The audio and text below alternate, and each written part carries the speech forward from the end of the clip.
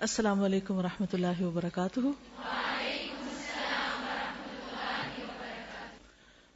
نحمده ونصلي على رسوله الكريم، اما بعد فاعوذ باللہ من الشیطان الرجیم، بسم اللہ الرحمن الرحیم، رب اشرح لي صدری ويسر لي امری واحلل عقدۃ من لسانی یفقهوا قولی۔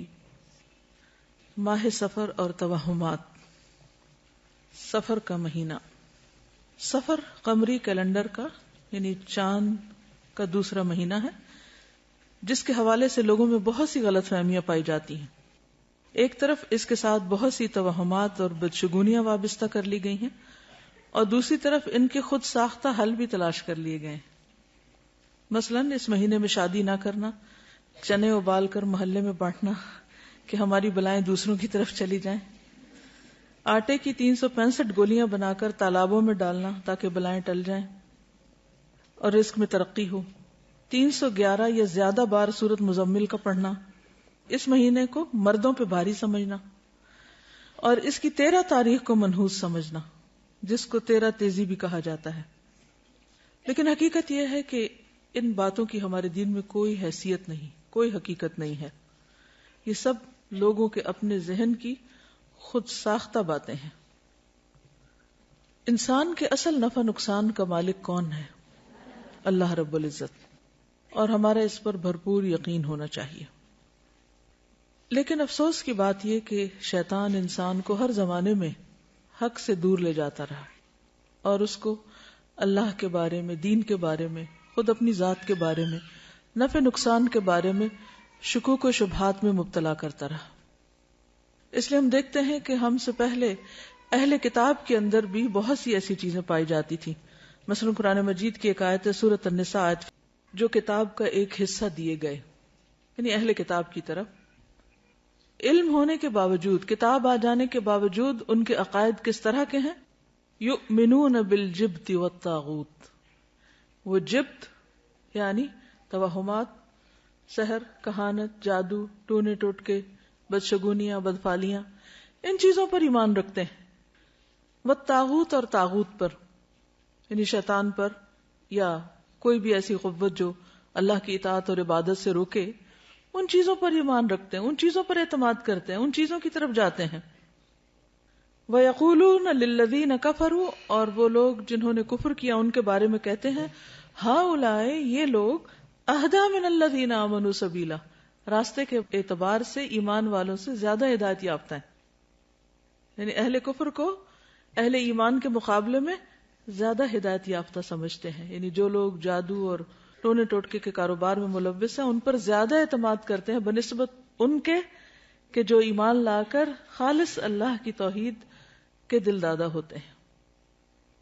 ایسے لوگوں کا انجام کیا ہے جو علم رکھتے ہوئے، کتاب رکھتے ہوئے، اپنے وقت کے مسلمان ہوتے ہوئے اس قسم کے کام کریں؟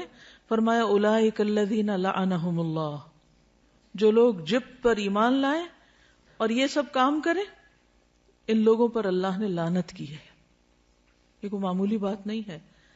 وَمَن يَلْعَنِ اللَّهُ، اور جس پر اللہ لعنت کر دے، فَلَن تَجِدَ لَهُ نَصِيرًا، اس کے لیے تو تم ہرگز کوئی بھی مددگار نہ پاؤ گی، ان کی کوئی مدد نہیں کر سکتا۔ اس لیے بے حد ضروری ہے کہ ہم سب اس معاملے میں بہت احتیاط برتیں۔ کسی بھی قسم کی خرافات، توہمات، بدشگونیوں پر یقین رکھنا شرک میں داخل ہو جاتا ہے، انسان کو اللہ کی رحمت سے دور کر دیتا ہے۔ اس لیے نہایت لازم ہے کہ ہم اپنی زندگیوں سے بھی ان چیزوں کو نکال دیں، اور اس کے علاوہ معاشرے میں پھیلی ہوئی ایسی توہمات کا بھی سدباب کریں، ان لوگوں تک بھی پیغام پہنچائیں تاکہ وہ بھی ان چیزوں سے باہر نکل آئیں۔ سفر کا مہینہ عام مہینوں کی طرح ایک مہینہ ہے۔ اس میں رسول اللہ صلی اللہ علیہ وسلم نے معمول کی عبادت کے علاوہ نہ کوئی خاص عبادت کی ہے، نہ ہمیں اس کا حکم دیا ہے۔ جیسے ذوالحج میں حج ہوتا ہے، روزے، صدقہ خیرات، تکبیرات وغیرہ، اور اسی طرح محرم میں 10 محرم کا روزہ رکھا جاتا ہے۔ لیکن سفر کے مہینے میں نہ تو کسی روزے کا حکم ہے، کھائیں پیئیں، اور نہ ہی کسی اور خاص عبادت کا حکم ہے۔ اور نہ ہی آپ نے کسی خاص بلا سے بچنے کے لیے خبردار کیا ہے. کہیں بھی یہ نہیں کہا کہ اس مہینے میں بلائیں نازل ہوتی ہیں یا کسی قسم کی کوئی پریشانیاں آتی ہیں یا کسی پہ یہ بھاری ہے اور کسی پہ ہلکا ہے. ہرگز نہیں، کچھ بھی ایسا نہیں. توہمات اور شگون جو اس ماہ سے منسوب کیے گئے ہیں ان کی کوئی حقیقت نہیں. عربوں کے ہاں اس ماہ سے متعلق جو غلط تصورات پائے جاتے تھے اس کی بنیادی وجہ یہ تھی کہ عرب حرمت کی وجہ سے 3 ماہ ذوالقعدہ، ذوالحجہ اور محرم میں جنگ و جدل سے باز رہتے تھے.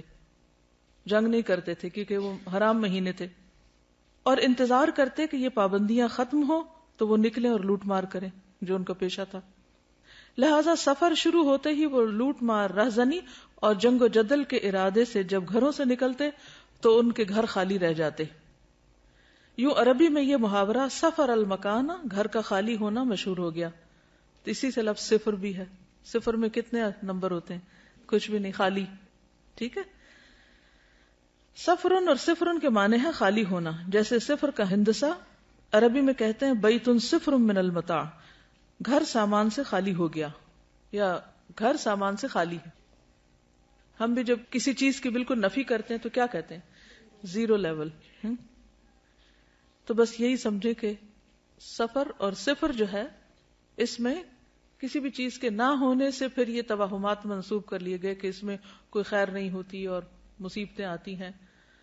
اتفاق سے نبی صلی اللہ علیہ وسلم کی بیماری کا آغاز بھی اس مہینے میں ہوا تو اس سے لوگوں کا اور زیادہ وہم پختہ ہو گیا کہ نعوذ باللہ یہ مہینہ مصیبتوں کے آنے کا مہینہ ہے. حالانکہ اس بات کی کوئی حقیقت نہیں ہے.